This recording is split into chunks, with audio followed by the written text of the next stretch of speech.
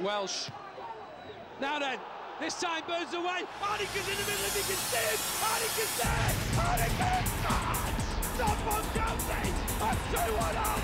And it's at the last minute. And it's John Hardigan again. It's 2-1 Stockport. Can you believe it? The county fans have gone wild. Absolutely wild. And Kevin Keegan. Tony Goody puts it into the back of Nicky Weaver's goal, and ball delivered in. Hardigan scores for County. Hardigan has equalised. Stockport County have got a goal against Manchester City with only 4 minutes left on the clock.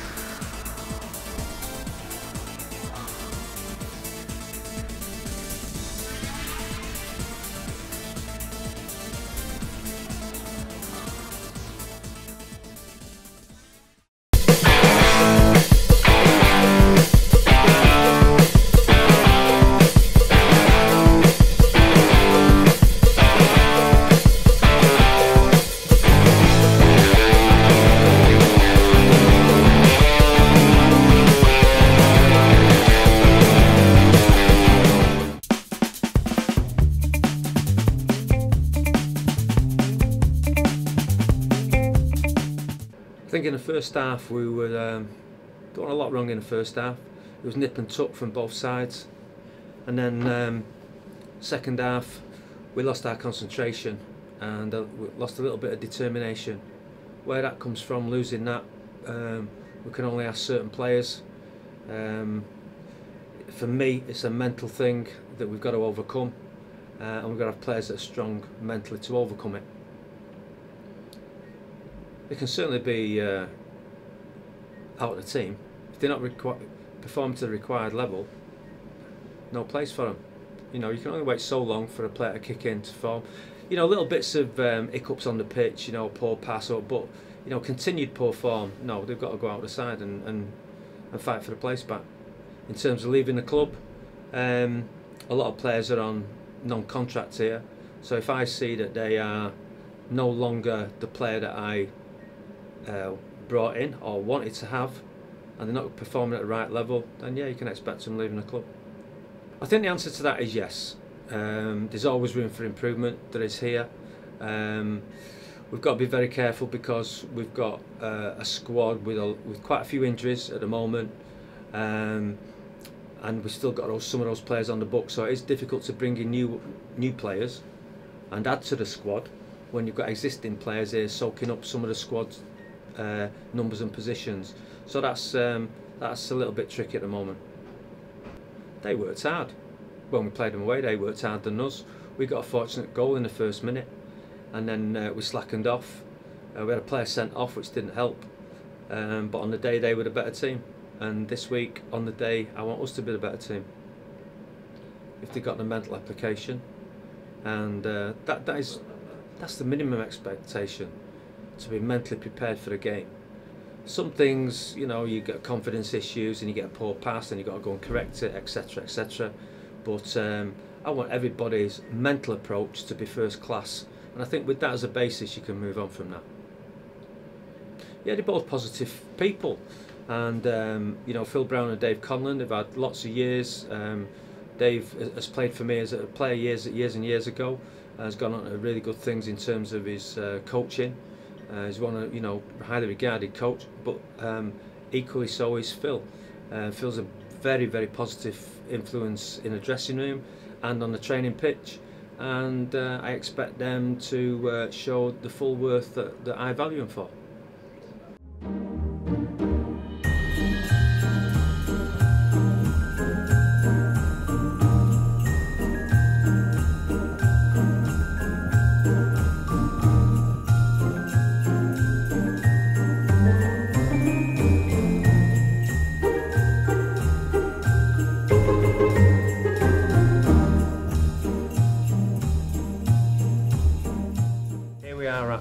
Stepping Hill Children's Hospital, where we're looking to put a few smiles on the faces of the unfortunate children that are in here at this important time of the year. And we've brought all the players down and we're looking to give them some really big smiles.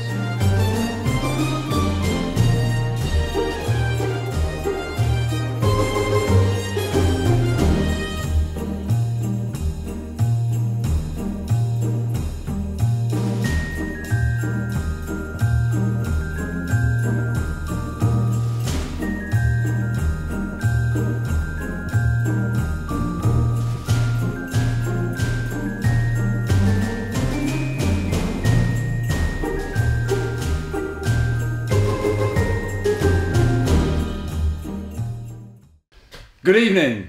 Today I'm going to bring back another big man. We've had a few big men, then we brought a little man, Toddy, last week. And this one is big. Possibly the biggest. Who knows?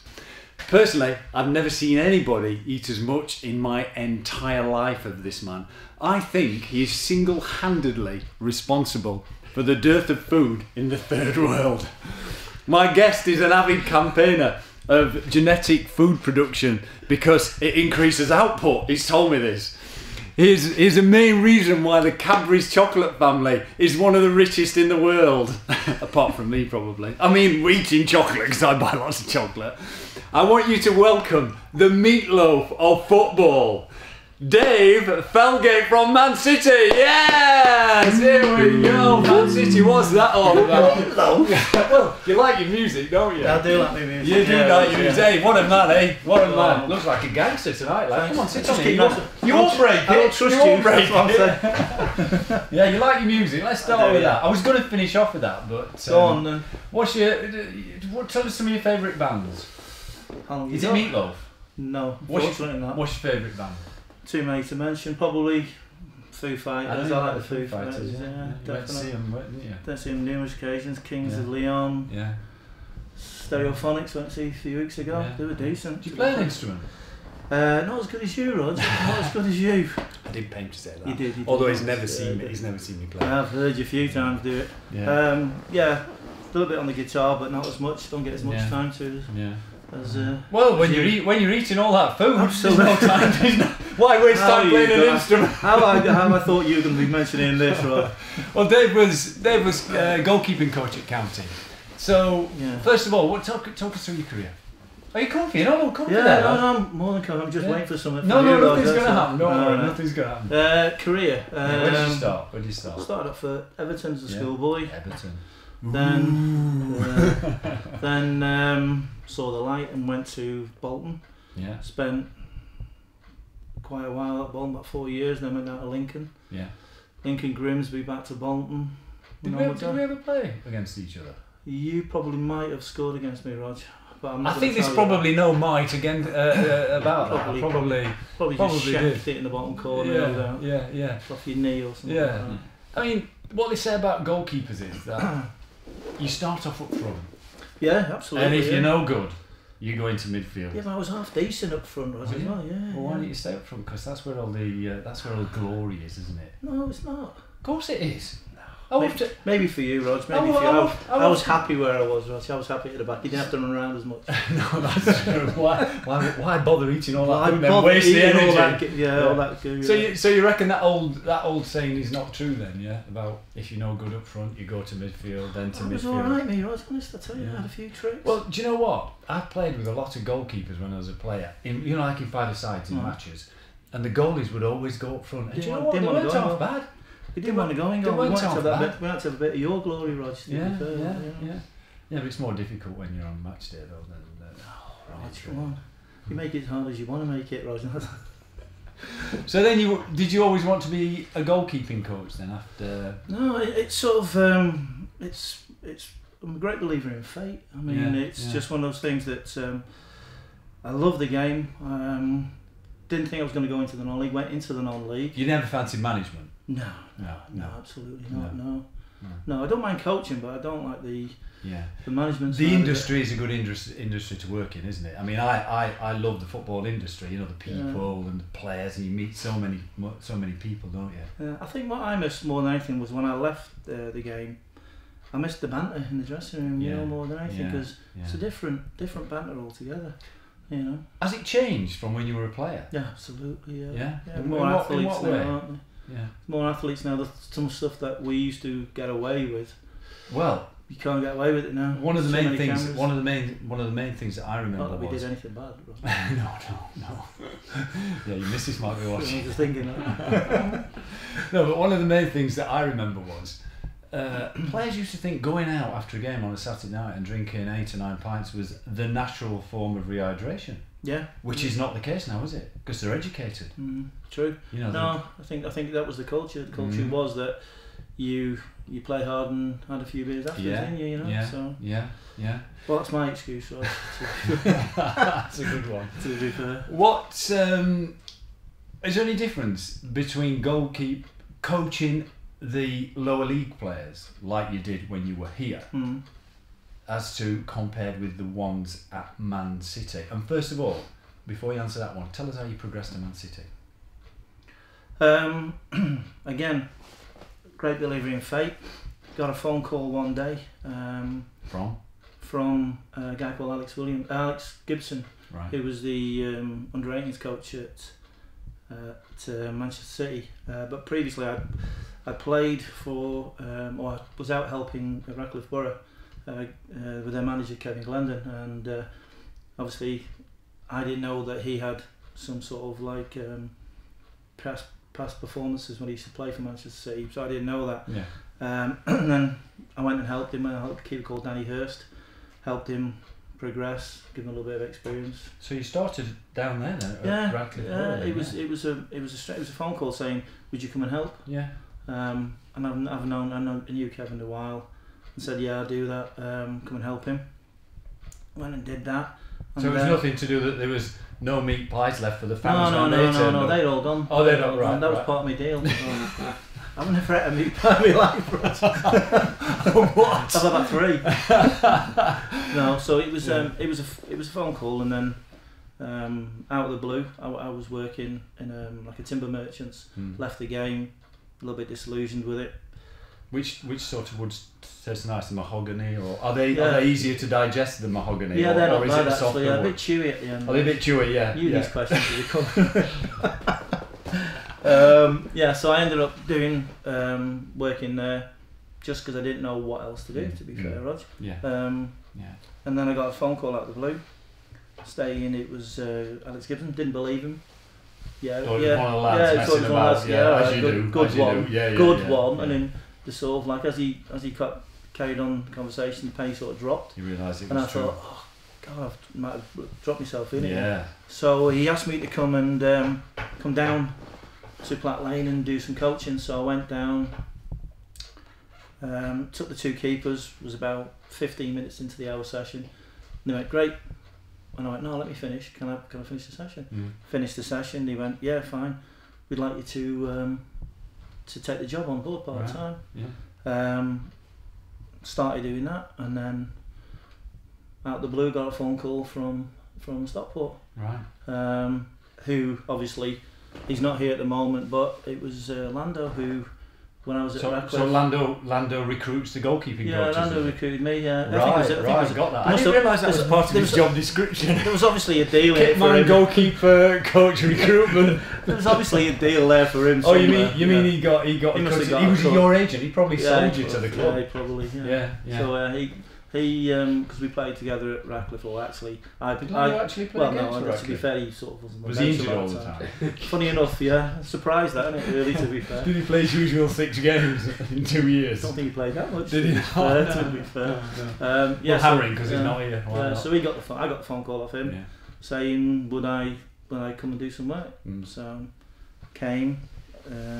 Spenner was in goal. Yeah. Played the game. Met up here. There was actually kit that fitted me, Rod, so before you say anything. Well, I think he does have extra large. I think he has got that in his locker. Extra. Oh, was it? Right. You know, okay. Maybe bulked up a bit now. But, so I warmed the keeper up, Spenner up, played one, and said, would you come and do some part-time? So I was balancing Yeah, you were juggling that, weren't you? I remember that now. I was balancing. I was doing Stockport in the morning and then going over to City in the afternoon. Yeah, I remember. And then one or two things happened at City where they were going to bring another goalkeeping coach in. And then I got talking to Mark Maguire, who was here, and he said to me, would I do from academy or centre of excellence all the way through? So I said yeah. So I wrote them the plans that I was thinking of putting in place, and I was leaving, and I wrote a letter to Richard. Richard checked the spelling mistakes, see if it was all right. And I wrote that to City, but I had a game on the Sunday for the academy, so I went down, spoke to a friend of mine, said, look, I'm leaving, and he went, why? And I went, well, you know, I've not been offered anything here as part-time. I've got the opportunity to go and Stockport full-time. And he went, oh, leave it with me. So never thought anything of it. Went in on the Monday, went to speak with Jim Cass. Unbelievably, Jim Cass was in a meeting at the Etihad, even though his car was in the car park. So gullible Dave went in, got changed, carried on training. Looked up after about 25 minutes, saw him in his office. So I thought, oh, strange. So anyway, went back in, said, look, I've got to speak to you. And he went, listen, before you say anything, I want to take you full time. At City? Yeah. So I've gone, well, hang on a minute, like, I was actually going to go to Stockport anyway. So we had a chat. Offered me the same deal, basically, as what Stockport was offering me. To do the academy, teams, So there was only me. Yeah. It was only me on a full-time basis. I had 2 academy part-time coaches in with me. But the hardest part of it was coming back here and speaking with James and Wardy and saying to them, listen, you know, I've got the opportunity to go. And to be fair to them, they were as good as gold. Yeah, well, you know? They're hardly going to stand anywhere to go. And not that they probably could have stopped. It was hard, Rod, you know, because I... You get a feel for the club, don't you? Well, I think... Do you not think? Yeah, I think... You know, like a lot of people have. Yeah, I think the thing you got to look at is, for me, the biggest thing for me was a privilege being here. And that's a big word, privilege, because I think I was privileged to be here, to be involved with the people here and the players here, including myself. Yeah, well, mostly you and Bish, I think, and Lando. But we were fortunate because we brought some good keepers in at the time, because we had Spenner, and then Joe Lewis came. Well, I'm just gonna interrupt you there. I know the shock. I know the goalkeeping coach at Sheffield Wednesday, Andy Rhodes. Oh, Rhodes, I know Rhodes. And I used to play with him at Barnsley, and I was speaking to him just a few weeks ago, and their criteria is, no matter how good a goalkeeper is, if he's under 6'3", they will not take him. Do you apply a similar rule to your goalkeepers? And if not, or if you do, or if not, why? I think there has been like an unwritten rule that you have to be 6'3" to play Premier League. Does that seem to be the norm, really? Yeah, I think so. I think that's what they're looking at. They're looking at the the culture of the club that they look for that. Yeah. But it's difficult. You know, when I was at the academy, it was difficult because how can you? You can't tell. Well, don't they do these predicted height velocity things? Yeah, they do the wrist for the young kids now. So they know they've got an idea at a certain age what height they're going to ultimately going to be. It's difficult though, Roger, because you know we when I was there we brought a young kid in who was, and I won't mention his name, but he was a decent kid and. Yeah, Harty is not a bad man. He's average, to be fair, like new to the game, like. But no, brought this young kid in at the academy, and he was a good kid, and he would read the game well. He would be out of his box. He would just communication was fantastic. It was a little bit small, and we played a game at Crewe. I can always remember it. We played a game at Crewe, and they were drawing 1 apiece, and the Crewe got a free kick, and Dario Gradi walking along the touchline, and he shouts to the kid, stick it under the bar. Just put the ball under the bar. This was like an under-13 game. And the kid did it, scored, and the coach went, get rid of him. Yeah. You know, and I went, what? Yeah. He went, couldn't have got it. It's under 13, it's 12. Yeah. You know, so there was lots of battles. Yeah. Even at that level, we know, being in the first team, that football is cutthroat, and it is. Absolutely. If you're not good enough, you're out.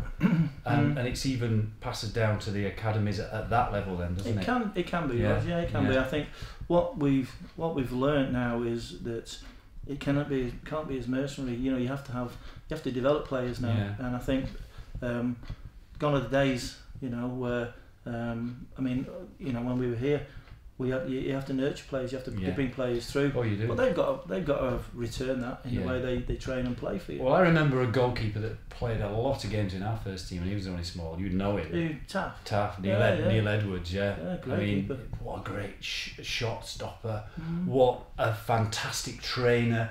I mean, he was a bit like yourself. Taff? Yeah, seriously, he He was. decent. I once had him. He was injured, and we were going back, and we used to go to a place called Dogshite Park over the back there, because people used to take the dogs, and there was do things everywhere. Okay. And we had him diving all over the place. In dog crap and puddles, and he did it. He did it because you'd asked him to, you know. And what a great lad. So, just going back to my other question, is there a difference between coaching the lower league players as there is coaching the higher league, the Premier or possibly Premier League players? I think with regards to the Premier League players, if you want to say that, they are at a certain level. Yeah. When you train them anyway, so basically what you're doing. It's easier. Yeah, what you're basically doing is just sort of babysitting, because they have an idea of what they want. Yeah. The lower league players and the young keepers are there, the rough diamonds that you have to, you know, keep an eye on. I'm quite fortunate because I do what the under-21s. So we've got kids who come up to us from 16 to 20, and you're able then to put your little mark on them, you know. And can you spot something? Because you normally see, and you've probably seen this, you've probably done it yourself. You might have let 5 or 6 in, and you. Only once or twice, right? But that goalkeeper, the next day in the paper, gets star man. You know, because there might have been 12 goals gone in. You've seen that, and can you spot? Been in a game with about. Yeah, and can you spot that potential in somebody, in a younger goalkeeper that's probably not as protected, and say, right, he's got something. I don't care that he's let 5 or 6 goals in. He's got something, and we can, like you said, nurture that and the rough diamond. Yeah, but I think that's the important part of it, Rodger. It's not how many goals you let in or how many, you know, whatever. It's how you react to it. That's the important part of it. Well, I made up this saying, and it came out in the training ground just this pre-season. That one of the lads in doing rehab made a mistake, and I said, "Hey, don't worry, you keep going, because mistakes in football are inevitable. It's how you react to that mistake." And I think that's how it is. Generally, we tend to do that. We tend to, when I try and work with them, we work at like a quite a high tempo. It's like game realistic, because I think that's how you have to have it. You know, you have to be that good. And we always say, you know, without making a mistake, you're never going to learn. No, you know. But you've got to learn from that mistake. You've got to learn from it. If you keep making that mistake over and over again, there's the door. It's harsh. Yeah, and also you generally get, if it's the outfield coaches, you generally, what I call them, usually get the lighthouse head, where they usually go like that, right round. What's he doing? And you're like, So Well, it's no secret that you have a love for food, is it? No, you're not going to get onto not this as again. much as you think I have. And you remember when you were here and we go in the training ground, and me and Lando would come in and we go, "Where's Felgate? Where's Felgate?" And he said, "He's over there." And we go, "Oh, there he is, behind his plate of food." And there you'd be tucking into your food. No. So go on. So what is your favourite food? Come on. Favourite food? Chicken, more than anything. That's obviously a bit more cultured now, Rog. What about chocolate? Chocolate, not as much as I used to, Rog. Chocolate was decent, wasn't it? Do you like? What's your favourite bar of chocolate? Mars bar. Or any bar. Any bar, as long as it's got chocolate. Anything that gets down that throat is as quick as I can. What's the quickest you've eaten a Mars? If we ought to have got one, actually, didn't we, to test him? You should have done it, but also the thing was, when we used to do it, there used to be this was going back to the old culture, because we used to do that when we used to come home from games. We used to have stupid little competitions where you eat the Mars bar, you put the Mars bar as much as you could in your gob, and then tune any time you're on it. Just stupid things like that. Brilliant. And that's why I introduced you as a meatloaf of football. One, because I wanted to have a link between rock music, because I know you love your music. Do like it. And also your food and your football. Yeah, so do like that as well, Rodger. But a bit like myself, I mean, I like my food. Rodger, I can always remember when you said to me, I always finish what I put on my plate. I did, didn't I? You always used to say it, because I used to go, how can you eat that Yes, much? I always say that. And that's the thing, fair play. I do really, don't I? Yeah, you do. Yeah, you. I know my limits. You do. Yeah. And it might look a big plateful, but I will. But you always devour it. Yeah, to be fair, and you've obviously put the pounds on there. Put the pounds on, yes, quite obviously. It's hard work keeping us fit. All that running. Right, so you're here at County how many years? About 2-3 years. 3 yeah. years. We had some good laughs. Great laughs. Put you in some awkward positions, especially the first time you came. He put me in. It was Peterborough away. Peterborough away. Yeah, when I was like naive and minding my own business. And ironically enough, it was at the Friday night evening meal. That was when you were battering the rice pudding.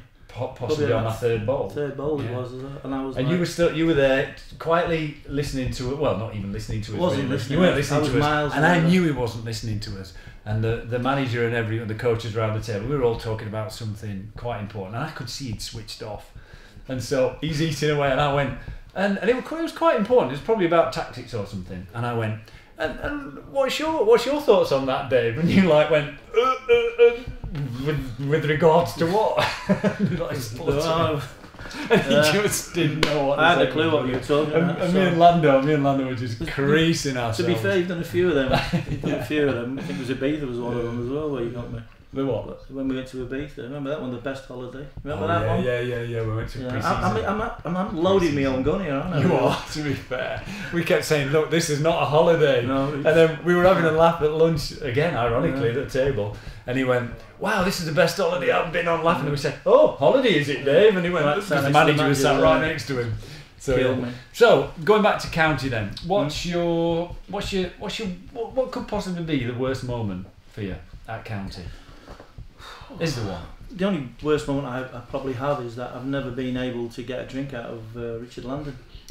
That's probably the worst. Well, that must be the worst moment for everyone. I think it's quite a few people who've never had a drink. Quite a few people. Yeah, could be right. And best? Best probably was. Don't say leaving. No. Best was player final. That was player final was good. Quite nervous. Was that one of your last games? No. I did part way through the season after that. Yeah. Difficult, but I think one of probably the hardest parts for me was because we had John Ruddy at the time and we had Conrad Logan. Yeah, we had some good goalkeepers. And we had to make a decision. Well, one of them didn't come, did he? That was John. Because Conrad, if I remember rightly, they were resting John Ruddy. In a league match before the playoff final. It was something like that, wasn't it? We played him, if memory serves me, against Brentford, and he kept a clean sheet. I think it was Brentford at home. Yeah, we played also. We had him Wickham in the first leg of the playoff semis, and he did we? Yeah, Conrad? John. Yeah, John did. Yeah, and he could have done better with maybe one of the goals. He'll kill me for that, for saying that. But because he came out, didn't he? And the lad chipped it. Yeah. And you think to yourself like. Yes. And then. Yeah, he probably will kill you. And if you can't see it from down to camera, he has gone a little bit red now. Red. He's gone a bit cold. Undo that collar. Wow. So I think it was that. I think that was difficult because always when you had a person like from John from Everton. He was playing. He had a double hernia at the time. I think he was as well. He was struggling with a hernia. So I think he didn't do himself any favours, and then he played, and then the decision was made afterwards that Conrad played the second game, and when you have to make the decision, you have to tell him it's difficult, and that's probably the hard. And if I remember rightly, he didn't travel, did he? We had one goalkeeper. He played with us. Yeah. And then straight after the game, he left. He did, and we had because I remember him coming in to see me and saying goodbye, and I was like stunned because he said, "I'll see you." I said, "What?" He said, "Oh, I'm not coming back," and he went. I thought, well, we've got the final, and he never turned up. He didn't even come. So we had Adam Proudlock, didn't we? With a goalie, with his normal shirt and a goalie shirt in case he had to go on as reserve goalie for Conrad. Yeah. But I couldn't sign the forms in time, could I, really, to play? Hey, I never scored with you in goal, big man. Listen, what a man! David Felgate, and this is the first time I have ever done this on County TV. I love this man. Graceful. Thank you. Thanks, Dave. It's been a pleasure. No problem. Yes. Come on, let's have a round of applause. Dave Felgate. Yes. Wow. Cheers, big man.